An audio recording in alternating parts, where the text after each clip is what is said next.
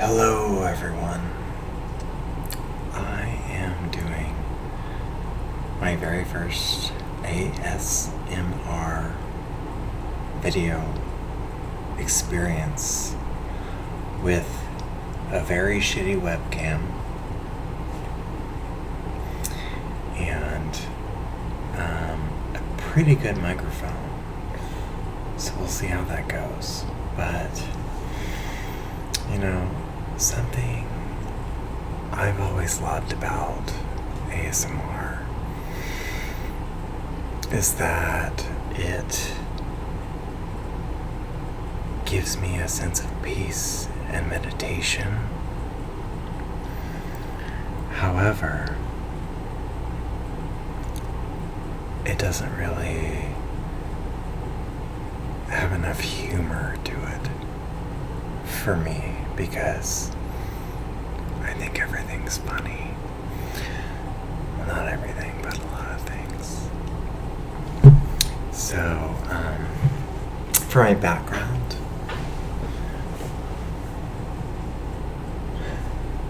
I have what it looks like for a city skylines to be in complete decline.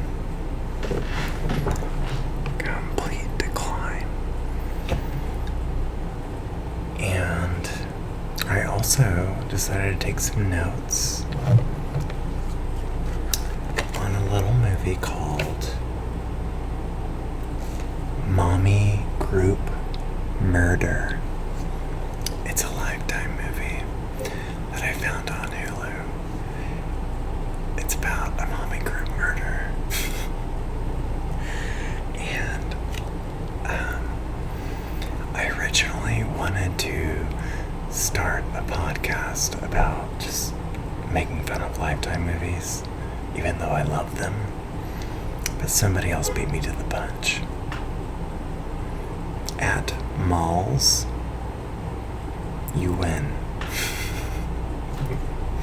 So I'm gonna do the ASMR version. And this is my first time, like I said, so it's gonna be bad quality, but I'm hoping that if anybody gets a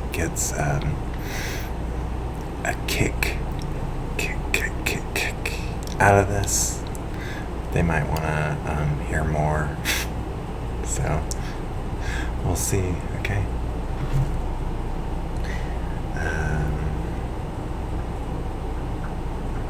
I'm just gonna read you my notes for now, and then try to interpret them as I go along, because I think it's been a while since I've actually seen the movie, and by a while, I mean like maybe 2 weeks, but I have a very shitty memory.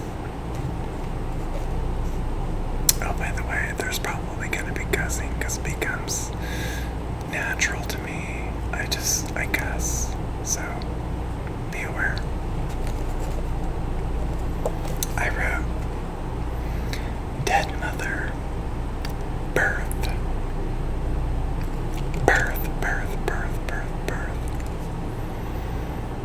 and postpartum depression, all within the first 30 seconds of this movie. There's a woman named Leah Pipes, who is really into this like scruffy DILF, DILF.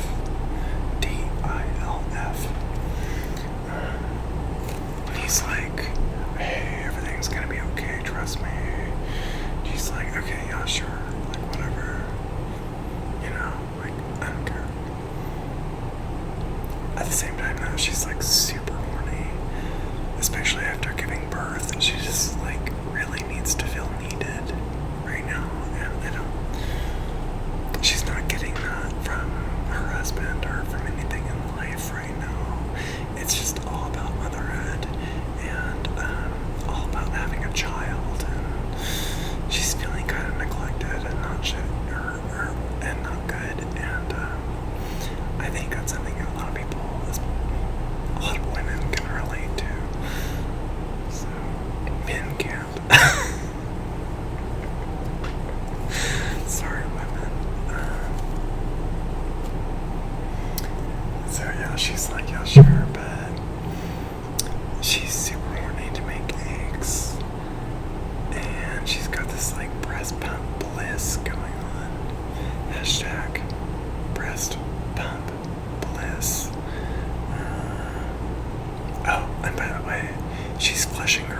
taking psych meds.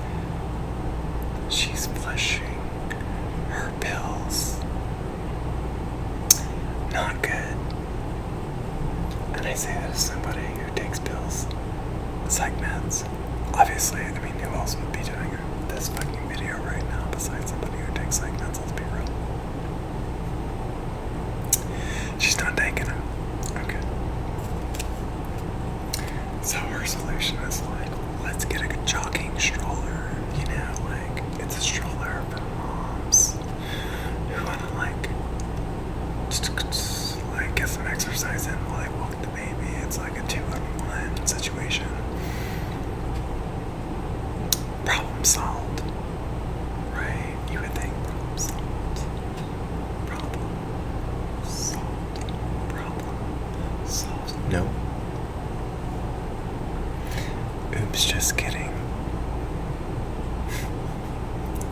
These pesky kids go by and they knock it down a hill. And there's this woman who stops the baby from going over the edge from sliding all the way down the hill into the ocean or something.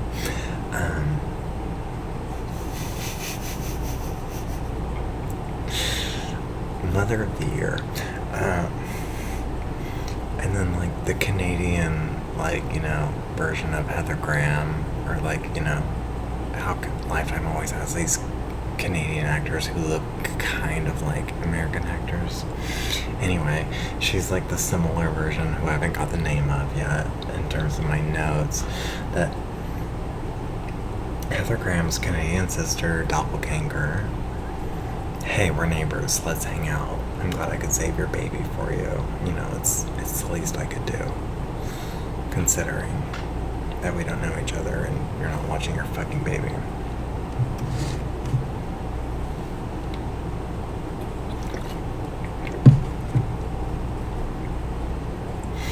So, this actress, who I'm gonna call Heather Graham until I can remember her name,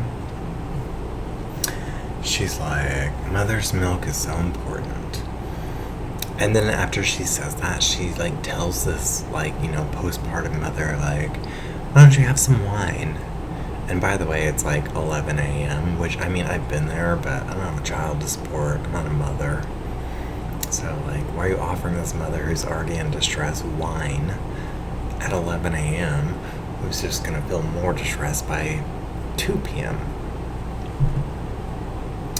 And what's even crazier is she has, really cheap, like, champagne. It's like Andre or something like that. Cooks or Andre. I believe. I'm not 100%, but she has, like, really cheap champagne, and she makes mimosas out of it with orange juice. So it's like, sweetie, that's not wine. That's mimosas. That's champagne. That's not wine. Okay. I just want to make sure you knew that, because any good alcoholic should. And then, okay, so Heather Graham's Canadian sister is like, hey, like, you should totally join my mom's club. And, yeah, the protagonist, whatever her name is, she's like, yeah, sure, dude. Like, yeah, sure. And, you know, problem solved. Problem solved. I'm just fucking with you. I promise these videos will actually get better if anyone shows any interest in them. By the way, let's take a moment to look at the status of my town and cities exile. I'm negative almost $500,000 in debt, and my population of 84,000 is slowly decreasing to almost 1,500. So, while we're on the topic of important things,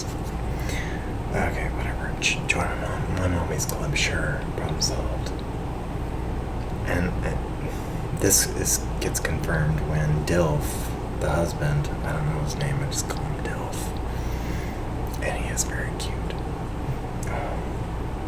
He turns down sex. Oh no. Oh god. Oh god forbid someone's not in the mood. You know.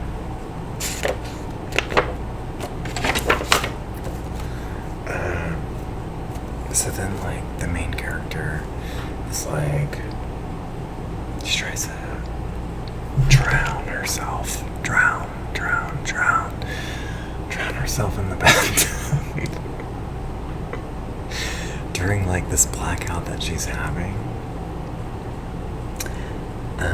she sees the baby monitor. It's crying constantly, and she's like, oh my god, like, I can't deal with this anymore. And, so I don't know if she tries to drown herself or if she just falls asleep and has this dream in the tub.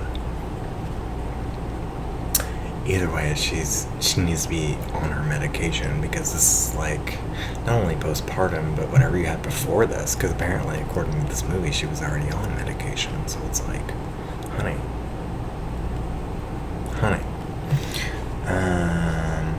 Okay. Mom's Club time. And there's a woman there named Maria who's really cool, and she's like, I think my husband's cheating.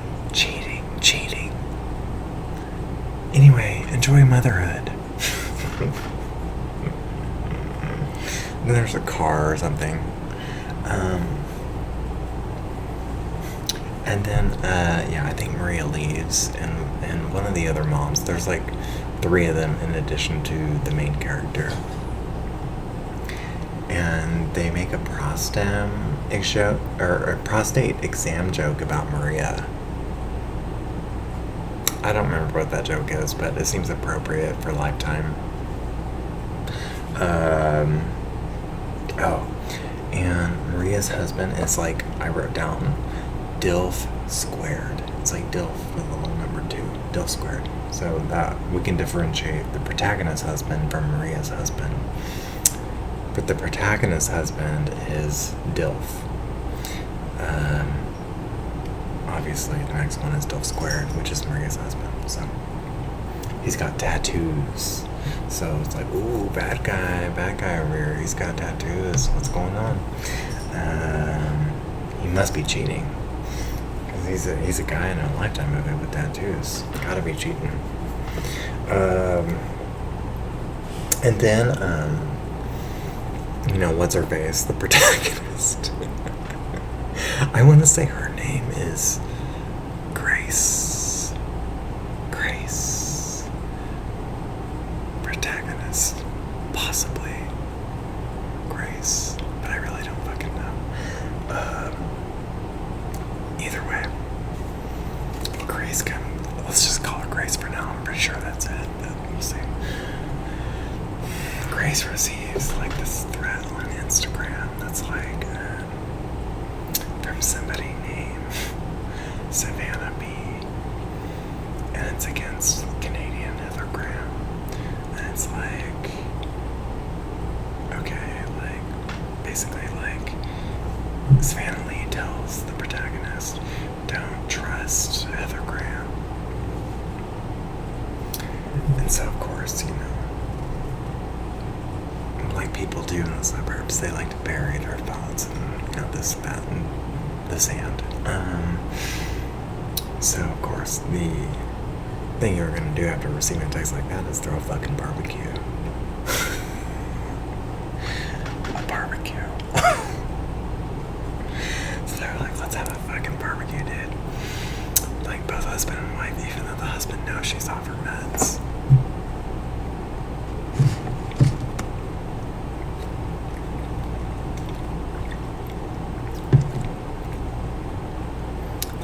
She's off her fucking meds. But I guess he wants to bury his head in the sand too, so he's like, maybe this will help, I don't know. Let's give something a try.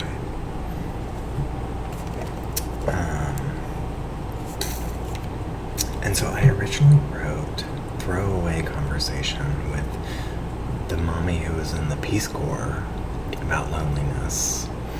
And she ends up being an important character, but the way they introduce or make her important is very like why, you know? That's how I feel about it. Because her character is actually very important, and I don't think the script gives this actress what she deserves, because she's actually pretty good. Like, better than Lifetime. And I say that with an absolute love for Lifetime movies, so just chill. Okay, so. Okay, wait, yeah. Canadian Heather Graham's name really is Grace. I just figured this out in my notes just now. Grace is the protagonist's name.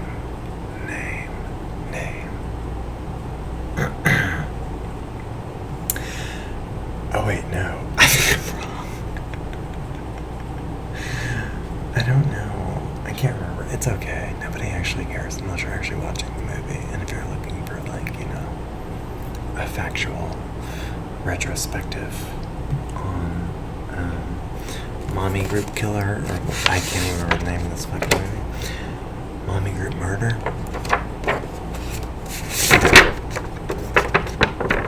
It's paper. I love the sound of paper.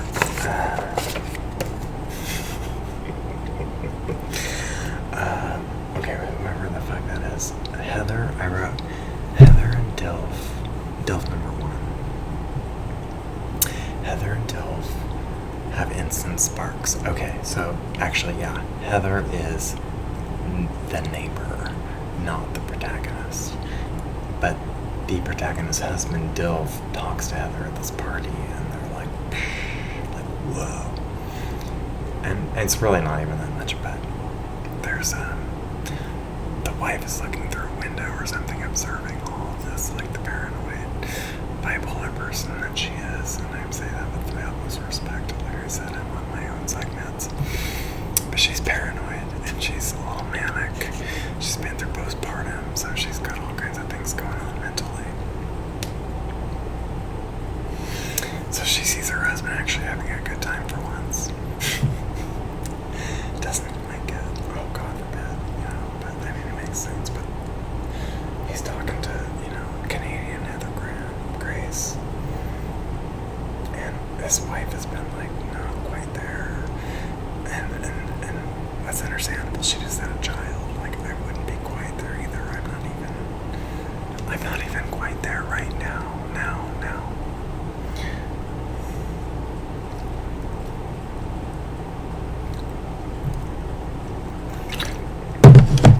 So, after that, the husband's like, you need to get back on your meds. Like, trust me on this one. And then, like, I don't know if she says yes or no, but I don't know. It seems like it's a quibble. It's not good, but they end up fucking in the shower afterwards, so it can't be that bad, right? I don't know. So they fuck in the shower.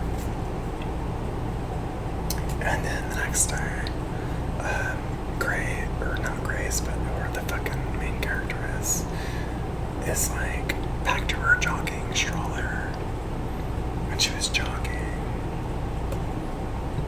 with the baby. So it's like, okay, problem solved.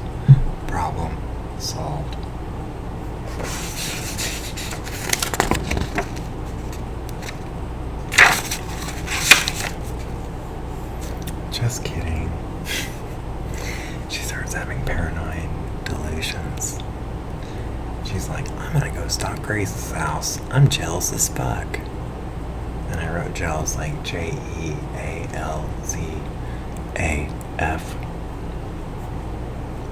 Jealous as fuck. She makes a discovery. This woman, Grace, keeps her basement locked. Oh my god. Like, this woman supposedly is a mother who has a baby, and you're freaking out that she keeps her basement locked. That's not a really good reason, but okay. Sure. That's when she gets the text from Savannah again. And this chick, I don't know how she got her phone number. Like, it started out as like a social network thing. And this mystery woman is like, stay away from Grace. Stay away from Grace. Stay away from her. Okay, so, and then here, like, glass shatter.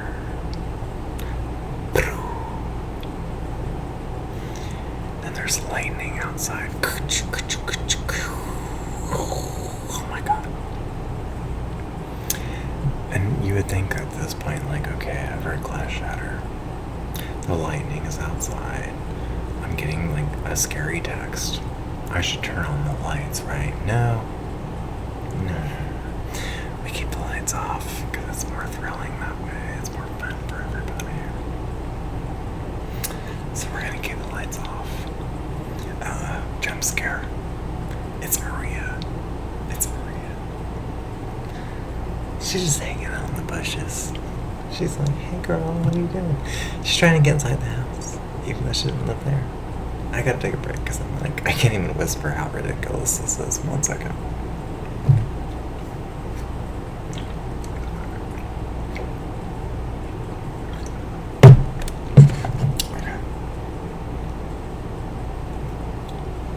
Okay, so Maria's just hanging out in the bushes.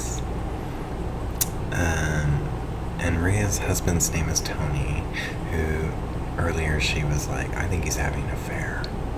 And we find out when Grace hanging out in the bushes, like shattering glass, I guess, which never gets inspected, by the way, tells the protagonist, I found out Grace is fucking Tony. Tony's her husband. She's like, they're fucking. Another thing I noted was like, we never see these people's kids. It's like they don't exist. They're all parents. And I kept waiting for like there to be a big twist that they all murdered the children. Unfortunately, it's not that exciting. Not that I think child murder is exciting, but in a Lifetime movie, it would be original. Okay. So we kind of have like reason to question Maria, because we're like, I don't know, like, you're in my bushes outside trying to break in, kind of like, I know you're going through a tough time. Is that light better? I know you're going through a tough time. And, and so the protagonist, whose name I still haven't learned, asks her, like, well, like, where's your kid, or where are your kids? And Maria's like, I don't know, at my mom's? She doesn't even know where her fucking children are. It's like she's so concerned for her own safety, she's forgotten to actually protect the children in the meantime. Okay. Come on, Maria. Honey, you don't know where your children are? How are we supposed to sympathize for you as a character? Okay. I know I'm not whispering that, but fuck you. That's how passionate I am about the plot line. Okay. Yes, I cracked my own self up. And then it just becomes like a bunch of like people stalking each other's houses. Like some more than others. Like, okay, so I found out the protagonist's name is Natalie, also known as Nat. So it took me probably about more than halfway through the movie to realize that her name is Natalie. I have a really good friend named Natalie. So, on behalf of this Lifetime movie, I apologize to Natalie, because I think it's a great name. Okay. So, Maria stalks Natalie's house. Natalie, the protagonist. And I think she also stalks Grace's house, unless I wrote this wrong. Then Grace stalks Natalie's house. And then, okay, so Grace, the crazy one, comes up to Nat's house, the protagonist, and is like, gives a sob story to her husband, and like kind of hugs her husband, which is, what's her name? Nat. Nat's like, excuse me. Nat's like, don't fucking hug my husband, bitch. I will fucking kill you. Don't ever do that again. So we get a sob story from Grace, who ends up actually being named Rachel, which makes this entire naming thing even more confusing. So, Grace, as she is known in present day, within the universe of this movie, is really originally named Rachel.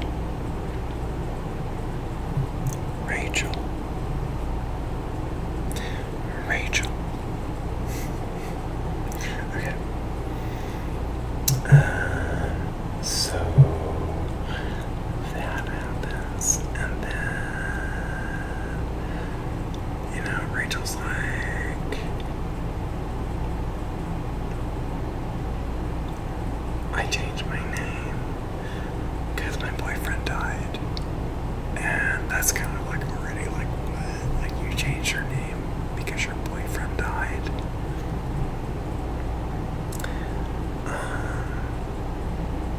You want me to feel sorry for you and all this stuff's happening, and like, you're the center of it, that as far as we know.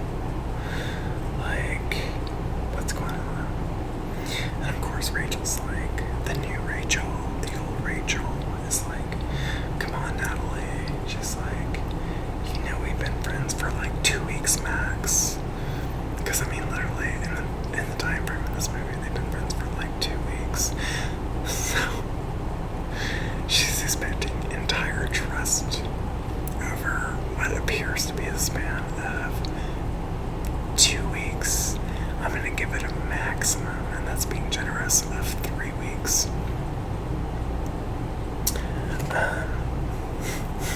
Very strange.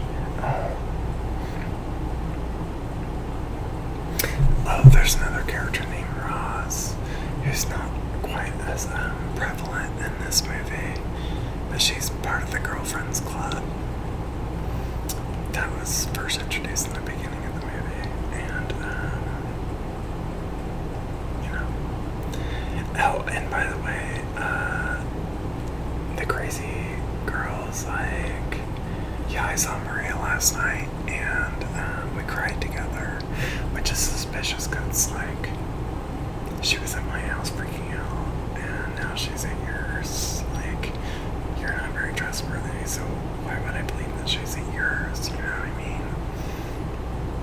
So whatever. Moving forward, Roz and Natalie are like, fuck that bitch. Like, let's stalk her, because what everyone does in this movie, they just apparently just stalk each other. 1 second.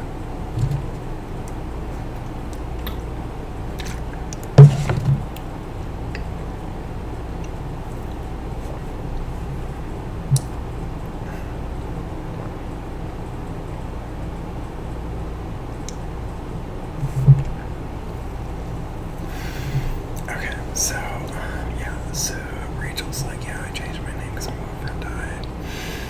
And like, come on, Natalie, you know me. We've been friends for 2 weeks. So in the meantime, I'm gonna meet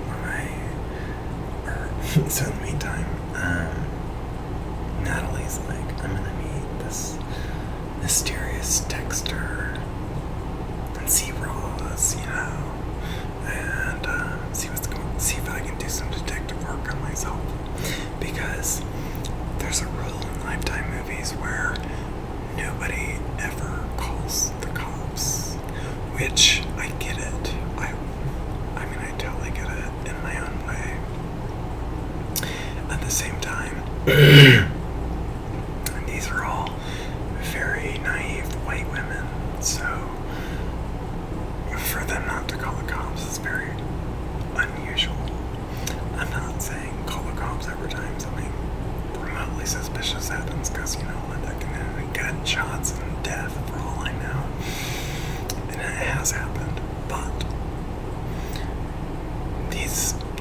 white women, the fact that they don't call the cops, I just don't believe. I feel like calling the cops would be like their first natural instinct. Natural instinct. Because they're white women.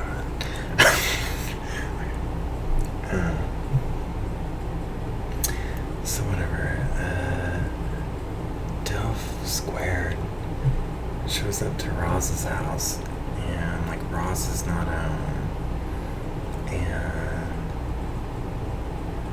and Dilf Squares tells Natalie, like, look, I had to keep fucking Grace Rachel because she threatened suicide, and she has some kind of power over me.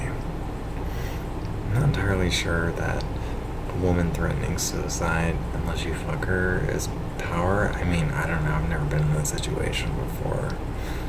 And if it is a real thing, then I apologize in advance. Trigger warning. That's just what happens in the movie.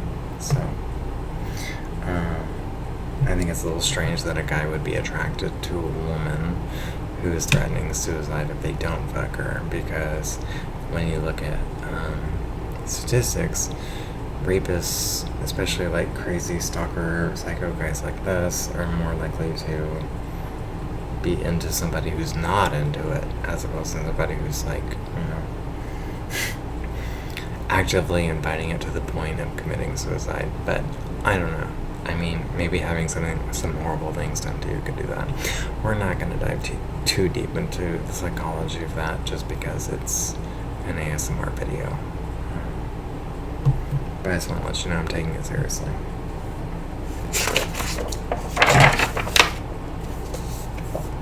That part at least. The rest, everything else is a joke. So Savannah gets in touch with our protagonist, and she's kind of like emo goth. She got like a Hot Topic vibe going on, and she's on Skype, and she happens to be the sister of the guy who was killed, the dead boyfriend from earlier. And she's like, dude, like Rachel or whatever she's calling herself now, like Grace, she's a killer. She's a killer. Don't trust her. So yeah. I think we find out. So Tony, Dilf number 2, Dilf Squared, Maria's husband, who's on the outs right now. Rachel stalks Tony, and she's super horny. She's super obsessed. And at first it seems like she's horny for suicide because she's gonna do it again. She's like, I'll slice my own wrist if you don't fucking love me, you know. No, it's actually just homicide. Homicide. Homicide.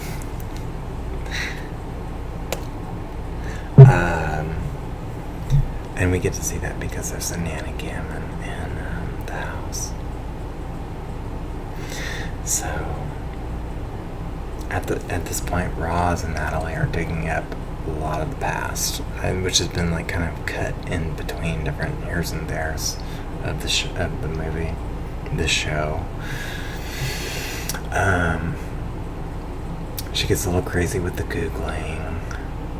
She's like, let's Google that. Let's Google that. Let's Google that.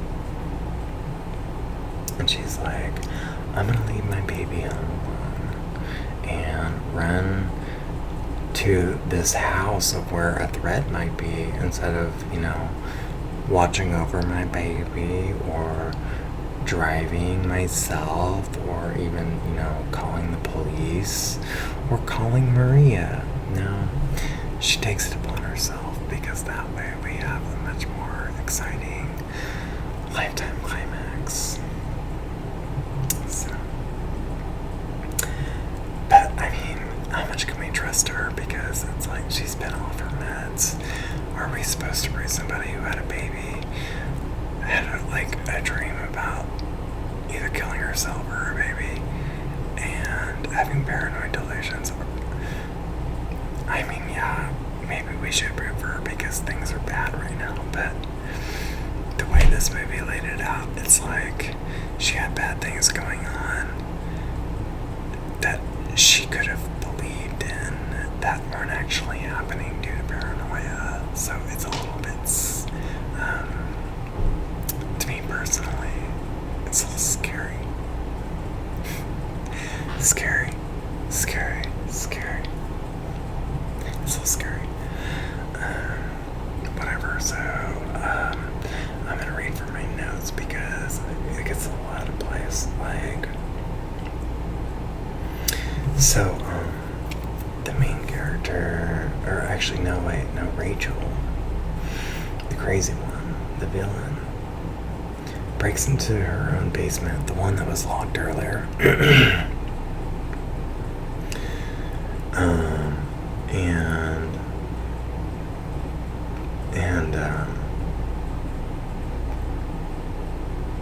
I wrote, let's see what it says. I don't know if this makes sense, but it says Rachel breaks into basement, goes into a manic depression, is taking hold of Natalie, and yet we're expected to root for this episode of a break-in. I may be getting the names wrong. I think I got Rachel and Natalie confused a lot, but whatever. I don't even think this movie cares, let alone me.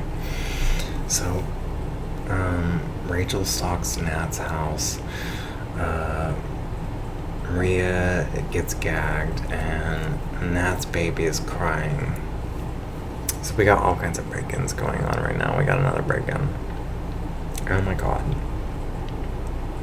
So, okay, the break-in number 1, which I think I wrote wrong. Natalie discovers a woman in the bottom of Rachel's basement who is apparently not only the owner of the house, but the mother of the baby that Rachel / Grace is pretending to be the mother of. So Rachel / Grace is living in this house, has the mother of this child, has the mother of who Rachel's pretending to be her child, locked up in a basement. And I mean, it's like with a chain, all that. I don't know where she got the tools for that. I know Home Depot has a lot of things. So Natalie's coming in and she's like, "Oh my God, who are you?" You know, because she's in there trying to investigate, see what's going on. I think she thinks someone's dead in the garage freezer. And she ends up going into the basement instead. Or I mean, not the basement, but like some kind of like storage room in the basement. And basically this woman, Lydia, has been kept alive just to breastfeed Billy.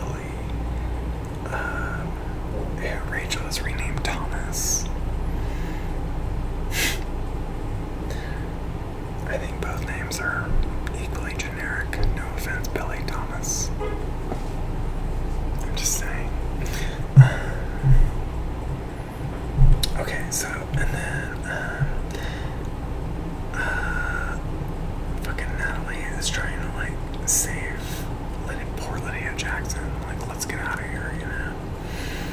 And then Rachel shows up and, like, shoots Natalie in the back and then locks her in the freezer of the basement. So Natalie gets locked into a freezer. She's been shot. But, you know, she's only been shot once, according to a Lifetime movie. She's got time. Meanwhile, her DILF number 1 is like, what the fuck? Like DIALF number 1 is like WTF. So we got Lydia stalking Rachel because Lydia's free or something, and then Ross rings the doorbell of the house at Rachel's house. house. Rachel/Grace. It used to be Lydia's house. And Roz, the only important character who gets so underserved by the script and by the direction and by the entire production of this movie. Roz is like the smart one. And, isn't stupid and has like ideas. She's there, she rings the doorbell. Thank God, there's a whole fight that ensues and then shoots Rachel.